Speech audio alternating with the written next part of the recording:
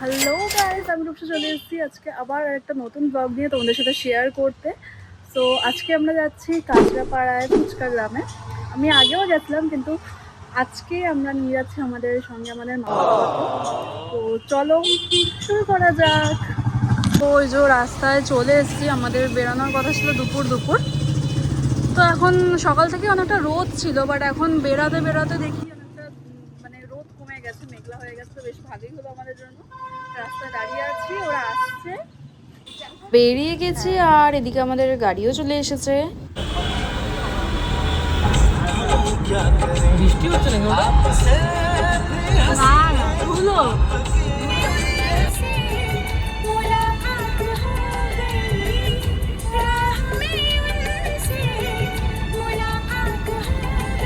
मिलते हुए सोए से ख्वाब मेरे जागे तेरे वास्ते तेरे ख्यालों से है भीगे मेरे रास्ते। এখন আমরা চলে এসেছি বাঁশবেড়িয়াতে হংসেশ্বরী মন্দিরের কাছে। এখানে পার্কিং করেছি, এই যে পার্কিং। এখানে কি সুন্দর বাচ্চারা খেলা করছে। তো চলো যাওয়া যাক। এটা হচ্ছে সেই রাজার বাড়ি, ভিতরে আর কিছু নেই। এইদিকে হচ্ছে হংসেশ্বরী মন্দির, এই যে হচ্ছে ফাইনালি সেই হংসেশ্বরী মন্দির। আর সাইডে এটা যেটা আছে এটা হচ্ছে বাসুদেব মন্দির। তো রাজা নৃসিংহদেব বানিয়েছিলেন, কিন্তু উনি বানাতে বানাতে মারা যাওয়ার কারণে বাকিটা তার যে স্ত্রী সেই পুরোটা বানিয়েছিলেন।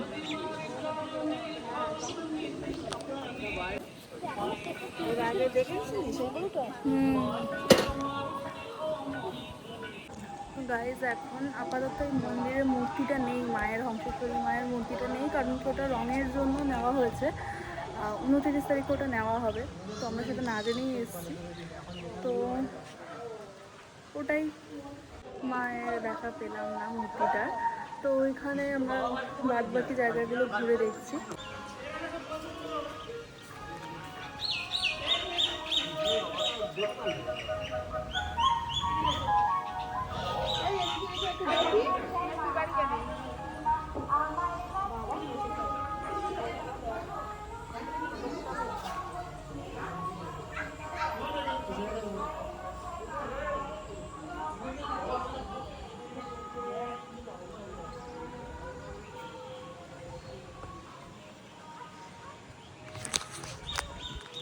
গাইজ এটা হচ্ছে মন্দিরের পেছন সাইডটা, বেশ সুন্দর হাওয়া দিচ্ছে। আর এই পাশে যেটা আছে এটা নদী আছে, যার জন্য এত ঠান্ডা ঠান্ডা হাওয়াটা দিচ্ছে।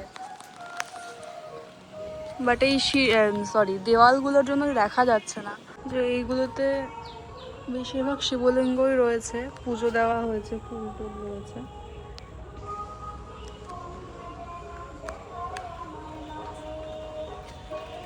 এই যে বাবা বৃষ্টি পড়ছে, কি বাবা বৃষ্টি শুরু হয়ে গেছে গাইজ। মন্দিরের সামনে একটা ছাওয়া জায়গা ছিল, তো সেখানেই যাচ্ছি।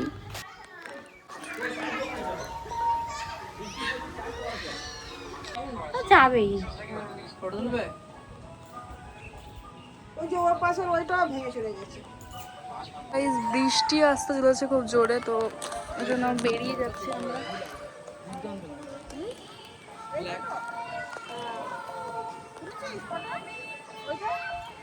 বৃষ্টি পড়ছে, আমাদের জুতোগুলো ভিজে যাবে, এতক্ষণ মাথায় ছিল না, ওই জন্য এখন চলে যাচ্ছি।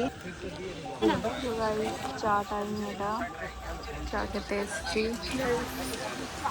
জোরে বৃষ্টি এসে গেছে, গাইজ দৌড়ে দৌড়ে চলে এসছি এখানে।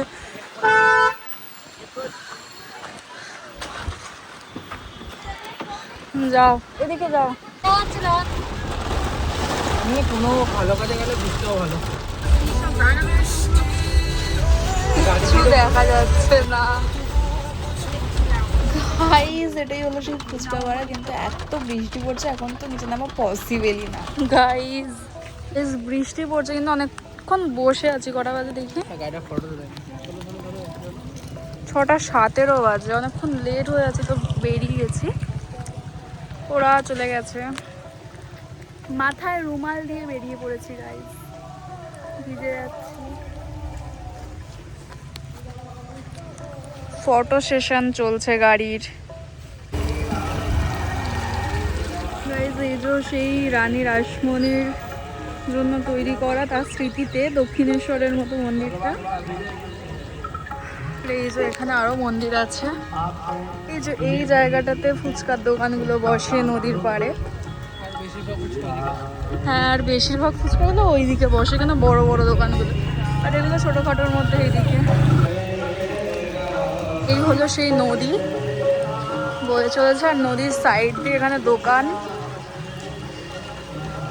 এখানে দুই পাশেই অনেক রকমের ফুচকা পাওয়া যায়।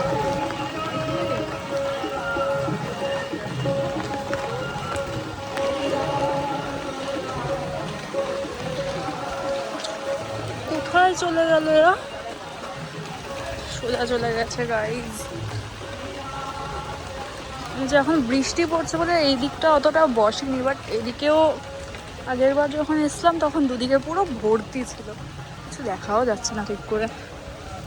এখানে অনেকে স্নানও করে। এই সেই মন্দির রানী রাসমণির নামে তৈরি। তো এখন ভিতরে ঢোকা যাবে না, গেটটা বন্ধ হয়ে গেছে, আমরা লেট করে গেছি আসতে। ওয়াও ভাই, গাইস দেখে দেখে এখানটা থেকে ঢোকা যাচ্ছে, তো আমরা যাচ্ছি ভিতরটা।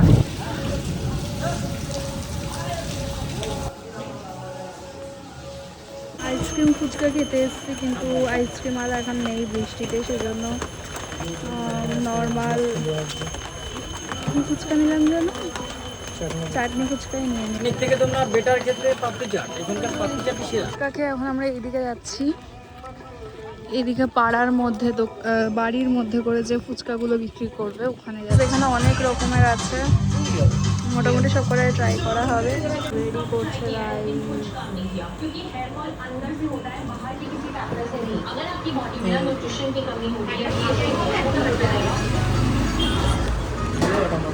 খাও খাও গাইস। এটা হচ্ছে চিকেন ফুচকা।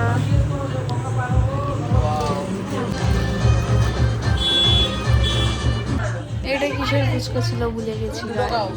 হ্যাঁ, এটা লোটে মাছের ফুচকা।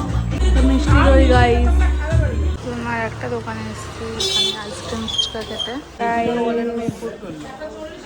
আইসক্রিম ফুচকা চলে এসছে, সুন্দর দেখতে। এটা হলো চিকেন চিজ ফুচকা। সেই তুমি নেই সাথে, সেই রাতে রাত ছিল পূর্ণিমা।